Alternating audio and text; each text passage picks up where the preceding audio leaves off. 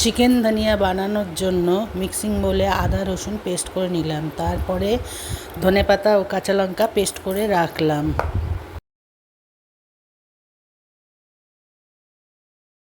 পর চিকেনটাকে নুন, হলুদ, গোলমরিচের গুঁড়ো, তেল ও লেবুর রস দিয়ে ম্যারিনেট করে রাখলাম কিছুক্ষণের জন্য।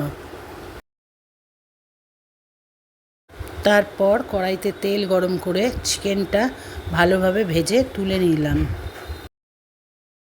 ওই তেলে গরম মশলা ফোড়ন দিয়ে পেঁয়াজগুলো দিয়ে একটু ভেজে নিয়ে ওর মধ্যে আদা রসুন বাটা পেস্টটা দিয়ে হলুদ গুঁড়ো, ধনে গুঁড়ো, জিরে গুঁড়ো দিয়ে ভালো করে কষিয়ে নিলাম।